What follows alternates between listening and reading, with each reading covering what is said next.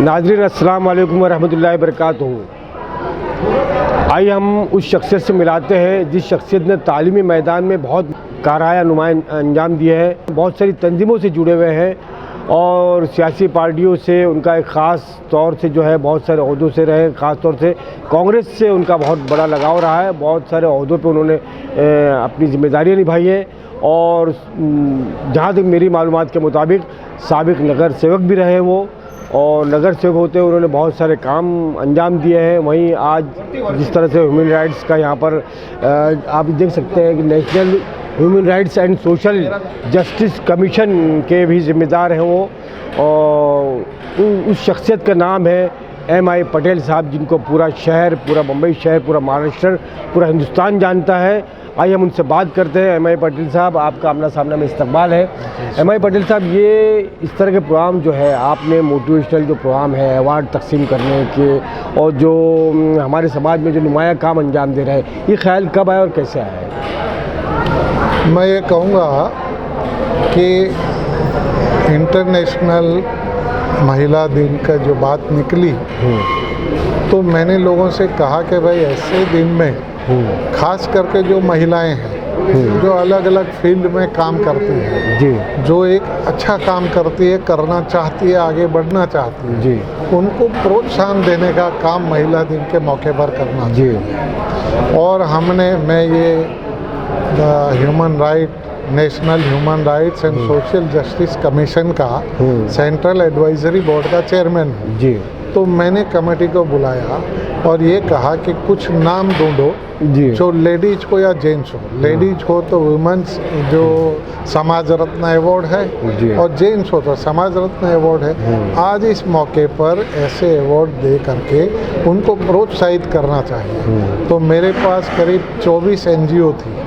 ये 24 की 24 NGO का काम मैंने देखा और ये लोग हमेशा मेरी गाइडेंस लेते रहते हैं और ये 24 NGO के चेयरमैन को जी, जो भी उनके काम करने वाले लोग हैं उनको NGO की तरफ से सम्मानित किया गया ताकि उनकी NGO में जुड़ने वाले सभी लोगों को एक अच्छा काम करने का प्रोत्साहन मिले और लोग इसमें आगे बढ़े और समाज में सिर्फ सरकार के ऊपर निर्भर नहीं रहकर समाज के बहुत सारे काम तो हम कर सकते हैं। अगर लोग ठान ले तो बहुत सारे काम कर सकते हैं। इसलिए मुझे ये ख्याल आया कि ये मौका अच्छा है, ये दिन अच्छा है, महिला का दिन है, अंतर्राष्ट्रीय महिला दिवस है और इसको हर जगह मनाया जा रहा है तो हम भी ऐसे मनाए कि ऐसे लोगों को हम सम्मानित करें और जिस तरह से देश की जो महिलाएं जो है अलग अलग फील्ड में जो तरक्की कर रही हैं, तो इसमें मैं समझता हूँ जैसे कि आज एक फिल्म दिखाई गई है,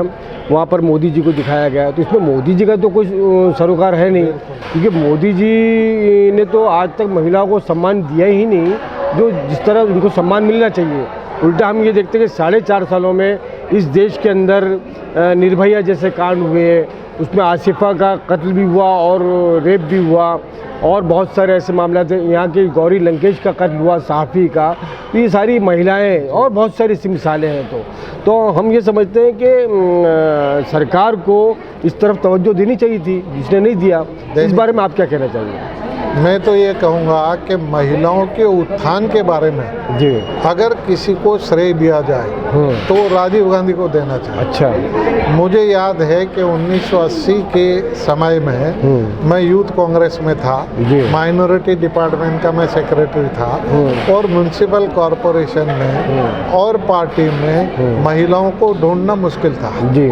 ऐसे वक्त में स्वर्गीय राजीव गांधी ने 50% लोकल सेल्फ गवर्नमेंट में महिलाओं को आरक्षण दिया। अच्छा। और आज आप देख सकते हैं कि म्युनिसिपल कॉरपोरेशन हो, ग्राम पंचायत हो, महानगर पालिका, नगर पालिका, नगर परिषद, हर जगह 50% लेडीज़ आज काम कर रही है और पंचायती राज का कानून भी उन्होंने ला करके इतनी स्वायत्तता दी है कि सिर्फ रबर स्टैम्प नहीं है लेडीज़ जो है सरपंच होगी वो लेडी के हाथ में अधिकार है पावर है।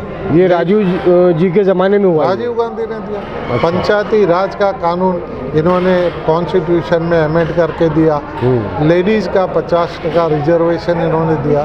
तो ये जितना श्रेय जाता है राजीव गांधी जो जाता है। अच्छा। और ये 4 सालों में तो आपने जैसे फरमाया, आपने कई नाम ले लिए और बहुत लंबी फहरिस्त है जी, बिल्कुल। और लेडीज़ के बारे में हो, क्राइम के बारे में हो, बहुत सारी बात है, बहुत बड़ी फहरिस्त है। लेकिन सही मानों में अगर किसी को श्रेय देना है तो स्वर्गीय राजीव गांधी को देना चाहिए। जी। और जो सरकार का नारा है बेटी बचाओ बेटी पढ़ाओ, इस पे आपका क्या नजरिया है? ये नारा कहाँ तक कामयाब है? नारा तो नारा ही है। एक नारा लगा दिया बेटी बचाओ बेटी पढ़ाओ, लेकिन आज भी मैंने भारत के कई स्टेट के कई गांवों में देखा है कि जो सरकार दावा करती है लेकिन वहाँ परिस्थिति कोई अलग है जी। आज भी लेडीज जो है, जैसे अभी एक भाई ने बताया कि वो इन्होंने बिहार में एक गांव में देखा तो पूरे गांव में 2 या 3 ही लड़कियां पढ़ी लिखी थी, वो भी रिश्तेदार के यहाँ जा कर के पढ़ी थी जी। तो आज भी इस मुल्क में 7 लाख गांव है जी, और हर गांव में बेटी बचाओ बेटी पढ़ाओ अभियान अगर सही तरीके से चला होता तो 4 साल में जैसा केरला 100% लिटरेसी है वैसा 100% लिटरेसी बन सकता था। यानी सिर्फ दीवारों पर पोस्टरों में नजर आता है ये नारा, ऐसा ही है पब्लिसिटी। मैंने जहाँ तक कांग्रेस के अखिल भारतीय कांग्रेस कमेटी में माइनॉरिटी डिपार्टमेंट के सेक्रेटरी के नाते मैंने भारत के 29 राज्य और 7 केंद्र शासित प्रदेश में बहुत सारे स्टेट में विजिट किया है, गया हूँ और वहाँ मैंने देखा है कि आज भी एजुकेशन के बारे में बहुत ही पीछे हम लोग। महिला एजुकेशन, लड़कियों के एजुकेशन के बारे में पीछे है। बेटी बचाओ में तो आप रोज़ क्राइम देखते हैं जी। बेटी बचाओ में कितनी परेशानी है। मैं कहूँगा बेटी बचाओ काम तो आज से 1450 साल पहले प्रॉफेट मोहम्मद साहब ने किया, जब अरब में बेटियों को जिंदा कत्ल कर दिया जाता था जी। जब बेटियों को जिंदा गाड़ दिया जाता था कब्र में जी। उस वक्त आपने अरब की इतनी जहालत थी और उस जहालत में लोगों को बेटी बचाने का इन्होंने बेटी बचाने का काम शुरू किया। बेटी बचाने का काम दिया लोगों को, इनके कंपेनियन को, सहाबाओं को दिया। और इस दुनिया में जो लड़की को जिंदा दफन कर दिया जाता था, जब जिंदा गाड़ दिया जाता था, जिंदा कत्ल कर दिया जाता था, उनको बचाने का काम तो 1450 साल पहले मोहम्मद साहब। और इस्लाम तो वो मजहब है कि इसकी कुरान की हर आयत में जी। अगर पुरुष का जिक्र है तो साथ में औरत का भी है जी। तो इस्लाम ने तो औरत को इतना बड़ा मर्तबा दिया है कि जहाँ कुरान में आयत पुरुष की है वहाँ ही साथ साथ में औरत की है। तो आज के ये दिन जो है महिला विकास की बातें हम कर रहे हैं, ये बातें तो 1450 साल पहले इस्लाम ने कर ली थी जी। लेकिन आज दुर्भाग्य की बात है, दुख की बात है कि आज लोग अफवाहें सुन करके अपना ज़हन बना लेते हैं। किसी मुस्लिम ने कोई गुनाह किया पूरा इस्लाम के ऊपर लाएंगे जी। तो इस्लाम को समझने की ज़रूरत है। आज इस्लाम पूरी दुनिया की हर लैंग्वेज में कुरान है जी, हदीस है, सहाबाओं की हिकायत तो सहाबा है, खुलफाए राशिदीन है, कससुल अंबिया है, ये सारी चीज़ें हर लैंग्वेज में है। कम से कम हम लोगों को, मुस्लिम को उसकी स्टडी करके लोगों में बात करनी चाहिए कि भाई इस्लाम ये कहता है और ये देखिए ये है जी। हम लोग जो है लोगों की बात सुन करके या तो चुप रह जाते हैं या वहाँ से हट जाते हैं या फिर हाँ में हाँ मिला देते हैं। तो इससे गलत फहमी बहुत फैल गई है, क्योंकि फिरका परस्त तंजीम का काम है लोगों में दीवार खड़ी करना, इनका काम है लोगों में गलत फहमी फैलाना। लेकिन हमारा काम ये होना चाहिए कि लोगों में एक सच्ची बात को पेश करें जी। तो ये हम एनजीओ के मार्फत से भी कर रहे हैं जी। हम चर्चा सत्र रखते हैं, डिस्कशन रखते हैं एनजीओ के मार्फत से। पटेल साहब, मैं थोड़ी सी बात को आपको थोड़ा सा मैं चाहूँगा, इस तरफ आते हैं हम लोग कि जो सबसे बड़ी लानत है जहेज की लानत, बेशक बेशक। जिसका शिकार हमारी औरतें, हमारी बच्चियां, हमारी बेटियां बहुत ज़्यादा होती है और हर समाज में है। बेशक। लेकिन आज तक जहेज़ के खिलाफ जो कानून तो बना हुआ है उस पर अमल नहीं हो पा रहा। तो क्या ऐसे सख्त कानून की ज़रूरत है अभी भी कि ये किस तरह से बंद हो सकता है? जहेज़ की लानत किस तरह बंद की जाए? ख़ासतौर से हमारी NGO जो तंजीमें हैं, क्या वो फील्ड में आगे काम नहीं कर सकती है? उसको रोक नहीं सकते ये लोग? बेशक रोक सकती है और इसके ऊपर हमारी कुछ तंजीमें काम भी कर रही है। लोगों को कोई अगर मियाँ बीवी में कुछ हो गया, अनबन हो गया और तलाक तक बात आई तो इसको बैठ के सुलझाने का काम कई जगह पर हमने किया है। नहीं, ऐसी नौबत क्यों आती है? जो सुलझाने की बात तो दूर की, जहेज कभी आ जाती है जी, जहेज की वजह से नहीं, कोई घर में कोई ऐसी बात जो हो जाती है, जैसे हमारे कहावत है ना, 2 बर्तन होंगे तो आवाज़ जरूर आएगा।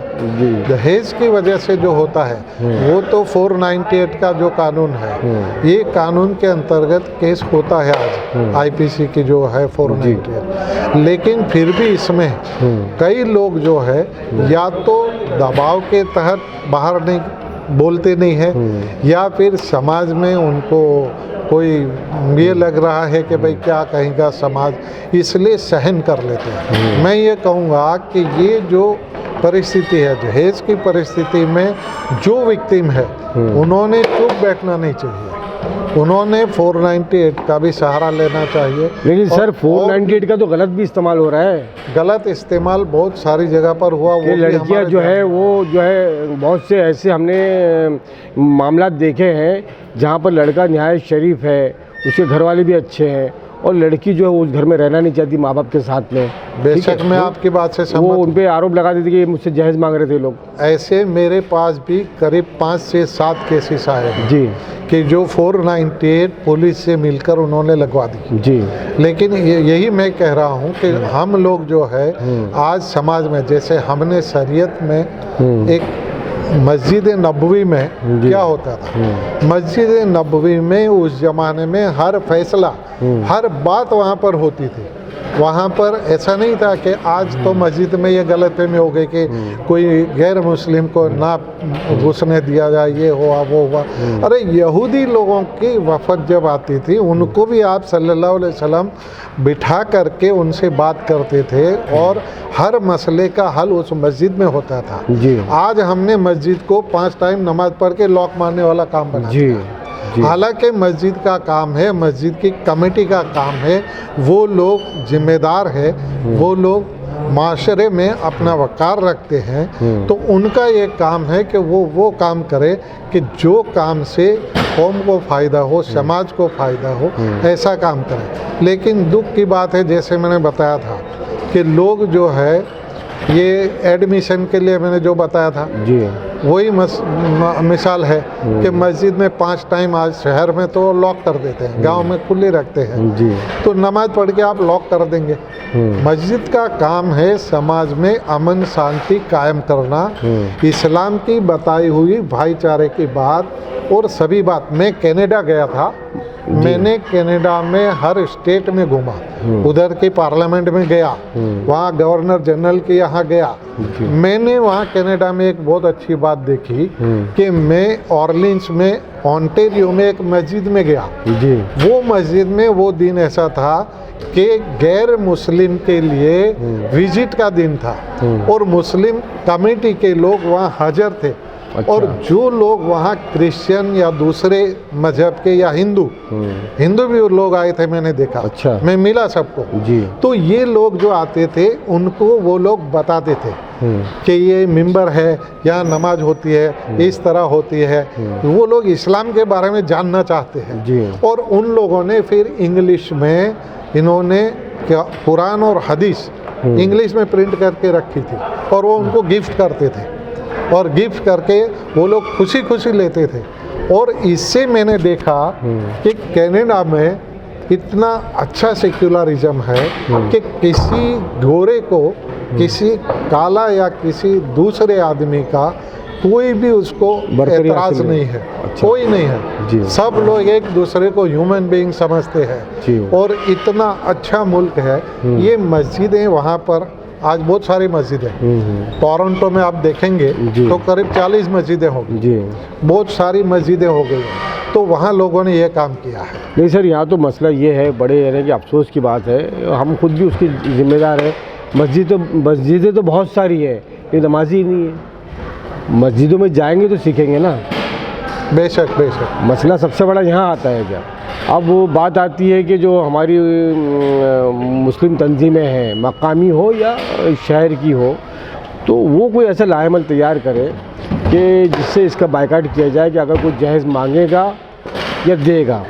अगर आपकी जो सकत है, ठीक है, आप अपनी बेटी को देना चाहते हैं शौक़ से या खुशी से, वो दें आप, है ना। लेकिन अगर कोई मांगता है और ऐसी बात कहीं आती है तो क्या इनका समाजी बायकाट नहीं हो सकता है ऐसे लोग? बेशक हो सकता है जी। अगर ऐसा हुआ तो समाज। अभी मैं 2 दिन पहले दौरे पर गया था जी। अहमदाबाद के अंदर लोगों ने ये भिखारी को पैसा देने के बारे में एक इन्होंने फैसला किया कि कोई नहीं देगा, इनको खाना देंगे हम, इनकी ज़रूरियात देंगे। और इसी तरह हम लोग जो अगर ये पकड़ेंगे इस बात को, और हमारी तंजीमें और हमारे खास करके जो ऑल इंडिया के संगठन है जी, ऑर्गेनाइजेशन है, जमीयत उलमाए हिंद है जी, या जमात इस्लामी है या जो भी है सब जी, ये लोग सुन्नी जमात इस्लामी या सारी तंजीमें, सारी मसलक के, सारी शिया की है, नजदी, वहाबी, मौदूदी, खाकसारी, अहले हदीस, बरेलवी, देवबंदी,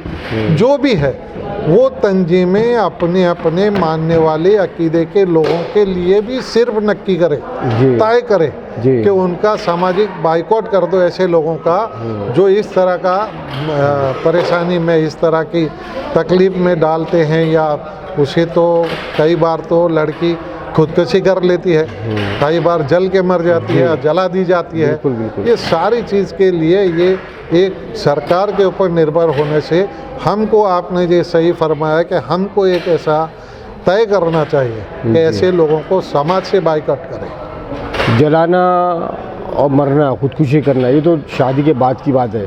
बहुत सारी लड़कियां आज इसलिए बैठी हुई कि वो जहेज़ नहीं दे पाती है। बेशक बेशक। सबसे बड़ा मसला तो हमारे ये है। पटेल साहब, एक सियासी सवाल कहिए या इस देश में जो हालात हैं आज, और जो सबसे हॉट इशू है बाबरी मस्जिद का, राम मंदिर का। अभी हाल ही में शायद आज या कल मौलाना सलमान नदवी साहब ने ये कहा कि मस्जिद को शिफ्ट किया जा सकता है, जिसकी मुखालफत जो है सभी all India Muslim personal law board और बहुत सारे उलमाए कराम ने किया है। अब ये नया शोशा लेकर आए, हमारे हिसाब से जो हम ये समझते हैं कि मस्जिद को जो है शिफ्ट भी किया जा सकता है, और राम जो है हमारे भी पैगंबर थे। जबकि कोर्ट में, अदालत में ये मामला चल रहा है और अदालत की कोशिश है कि दोनों को बिठाकर कोई तीसरा रास्ता निकाला जाए। इस तरह की कोशिश अदालत की हो रही, सुप्रीम कोर्ट की। आप इस पर क्या कहना चाहेंगे जी? मैं तो ये कहूँगा कि अदालत में होने की वजह से सब जुडिश है, लेकिन इस मसले का हल निकलना चाहिए जी। क्योंकि 1949 से इसी मसले को लेकर कई पॉलिटिकल पार्टियां चुनाव के मौके पर उसको याद करके फिर लोगों में तफरका पैदा करके फिर इसका फ़ायदा उठाती है। ये मौलाना सलमान नदवी ने जो कहा कि भाई शिफ्ट कर सकते हैं मस्जिद को, हम उस बारे में तो ये हमारे उलमा ही कह सकते हैं जी, क्योंकि ये मसला बहुत ही नाजुक है जी। और हमारे अलग अलग जो है मसलक है वो लोगों के, यानी मोतबर उलमाए कराम का जो फैसला होगा वो हम मानेंगे। उलमाए किराम का फैसला मुत्तफ़क़ा उसको मानना चाहिए। जी जी, मुत्तफ़क़ा का फैसला हो जी, वो मानना चाहिए। यस, क्योंकि वो जो कहने वाले तो पॉलिटिकल आदमी इस तरह से कोई एक आलिम उठ जाए और जो मौलवी है, बहुत मोतबर आलिम है, वो भी अच्छे मुक़र्रिर है मौलाना सलमान नदवी साहब, हम उनकी इज़्ज़त करते हैं। कि ऐसे वक्त में जबकि देश के हालात बड़े ख़राब है, क्या इस तरह के बयान देना ठीक है, ये मुनासिब है? बिल्कुल नहीं देना चाहिए, क्योंकि ये एक चीज़ जो कोर्ट में चल रही है जी, और दूसरा इसके ऊपर सब तंजीमें और सब मसलक के लोग इसके ऊपर खास ही फिक्रमंद है। और बाबरी मस्जिद एक्शन कमेटी है, all India Muslim personal law board है जो नुमाइंदगी कर रहे हैं, तो ये तो मुनासिब नहीं लगता। बिल्कुल सही। और मान लिया जाए अगर इनके मशवरे पर अगर हम अमल भी करें, और तो पहली चीज़ तो ये कि हम करें क्यों, क्योंकि बाबरी मस्जिद को शहीद किया गया है, अगर उसकी शिफ्टिंग का मामला भी अगर कहीं है तो कहीं ना कहीं तो कुछ कानून होंगे ना भाई, शिफ्ट करने की ज़रूरत क्यों पेश आ रही है। वो ज़मीन खोखली हो रही है, यहाँ पर कोई मस्जिद शहीद होने का ख़तरा है, तो अब जाके शिफ्ट किया जा सकता है कि भाई यहाँ पर मस्जिद को ख़तरा है, इसको उठा के कहीं और ले जाते हैं, तो ये एक अलग चीज़ हो गई। लेकिन कोई जिन लोगों ने हमारी मस्जिद को तोड़ दिया, मुसलमान जिस तरह से मानते हैं और हमारा ये अक़ीदा भी है, जहाँ मस्जिद होगी वो जगह हमेशा क़यामत तक मस्जिद की रहती है वो, तो शिफ्टिंग का तो सवाल पैदा ही नहीं होता। आप क्या सोचते हैं? ये तो पूरी दुनिया ने देखा जी कि ज़बरदस्ती से तोड़ दिया गया। जी सुप्रीम कोर्ट में एफिडेविट देने के बावजूद जी, तो इसमें कोई सवाल है ही नहीं जी कि तोड़ा नहीं है। जी, शहीद किया गया। शहीद किया गया। जी, आपने आज शाहीन पटेल को आमना सामना मीडिया की जर्नलिस्ट, हमारी वीडियोग्राफर को अवार्ड से नवाजा यहाँ पर, उसके लिए बहुत बहुत शुक्रिया। शाहीन पटेल को मैं बहुत दिन से जानता हूँ जी, और ये बहुत ही अच्छा काम करती है और हर काम के लिए वो लगन से करती है। जी बिल्कुल। तो मैं भी जब सोच रहा था कमेटी बैठ करके कई लेडीज़ महिलाओं का नाम, तो मुझे ये याद आया कि ये भी बहुत अच्छा काम करती है। वाह, नहीं आपने इसलिए इनको मैं बहुत बहुत मुबारकबाद देता हूँ और दुआ करता हूँ कि ये बहुत आगे बढ़े और अल्लाह इनको खूब खूब तरक्की दे। और आपको भी मैं शुक्रिया अदा करता हूँ कि जज़ाकल्लाह खैर, आपने इतनी बातचीत की, प्रोग्राम को भी रिकॉर्ड किया और आमना सामना मीडिया आज तो कई लोगों की ज़बान पर है और ये बहुत आगे बढ़े, अल्हम्दुलिल्लाह, ऐसी मेरी दुआएं हैं। चलिए बहुत बहुत शुक्रिया, अल्लाह हाफ़िज़।